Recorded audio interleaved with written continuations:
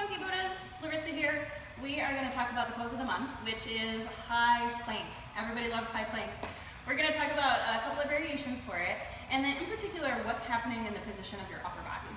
So a lot of times what I'll hear, especially if you first start practicing, is my wrists hurt. So first thing, make sure that your core is working.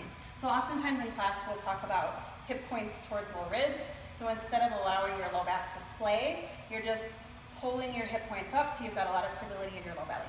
In a high plank, it would look something like this. If you're not using your low belly, your low back sinks and it feels very bad on your low back. The opposite way, if you lift up a little bit too high, you'll see how my upper back domes. Now my shoulders don't have as much mobility either. So try to find a happy medium right in the middle. You can either go somewhere like this, where your bum is in line with your shoulders. That's going to give you some really good stability, hip points towards low ribs. The other option is to go in a straight line. So I pulled my upper arm bones back, and I'm pulling my hip points towards my low ribs to put my shoulders all the way through my heels in one solid line. So that is the first thing in order to take pressure out of your wrists, that you're actually using your core and you're not trying to use only your upper body to hold your weight. Second thing with wrists, typically you'll hear us say something like, if you're in doubt, stack your joints. So in that high plank, from heels to knees to hips to shoulders, we're in one line. And then if you look at the front of the body as well, we're looking for wrists, elbows, shoulders stacked as well. However, if that's uncomfortable, it's totally fine to back off a little. You'll see as I backed off, it takes a little bit of pressure out of my wrists. And so your high plank, maybe here, you're a little bit behind. Try to avoid hanging out in front of. It's totally fine if you're moving into a Chaturanga to go there, but if you're here for a long time, you're gonna put a little bit of undue extra pressure on your wrists. So if in doubt, stack joints, and then feel free to wiggle your heels back and come into a high plank here. Obviously your knees are right there. Absolutely use your knees. We're gonna do a scale in just a moment to use knees. Again, try not to stick your butt too far back. Try to keep pulling your hip points towards your low ribs so that you're in a nice straight line in your plank position. Two skills we're gonna work on really quickly. One of them is called a super push up, and we're gonna work a little bit on scapular and shoulder movement. I'll show you that real quick.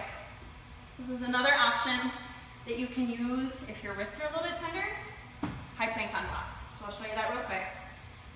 I'm going to do from knees, because knees are always an option. So high plank on blocks here. And then real quick, that scapular push up. I'm going to round my upper back, exaggerate it, and then I'm going to pull my chest forward. Round, keeping my elbows a tiny bit soft, pull my chest forward. So we're getting a lot of movement in the shoulders, and there's a lot of strength happening in those small muscles. I'm going to show you without blocks as well. Second option, stack joints or slightly behind, hip points towards low ribs, and then round your upper back, pull your chest forward. Round your upper back, pull your chest forward. I don't know if you can see it in this video, but my arms are starting to shake. It's a lot of work just doing those little bit of movements. You don't need to do a ton in order to start to strengthen those small muscles in and around your shoulders.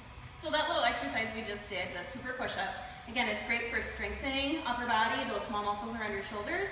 Just a reminder though, first things first in high plank is your core. So make sure that your core is working. Try not to rely too much on your shoulder muscles. Absolutely they're gonna work, but focus on core first, hip points towards low ribs. Second thing we're gonna work on real quick is moving from high plank position into a Chaturanga. And I'm gonna show you a way to use one knee at a time. And you might find you're surprised by how challenging this can be using one knee at a time. Obviously, you can always, like we talked about, take your high plank from knees and then pull forward into your low plank position. Absolutely fine. What I'm gonna show you is from your high plank position, you're gonna drop one knee and then you're gonna rock forward and pull down at the same time. I'll show you with the other leg. First start from your high plank, hip points towards low ribs, drop your knee, push forward on your back toes, and then lower down. That little action right there is gonna help you focus on what's happening in your upper body and your core, as opposed to trying to do the whole thing from feet to head all at the same time. That position, pulling your chest forward and squeezing your upper arm bones back is going to help maintain not only strength in your shoulders, but also safety in your shoulders so that you're not dumping forward or putting undue pressure on your neck. So if you have any questions about any of that, let us know. We're always around before or after class. Happy high planking this month. We'll see you soon.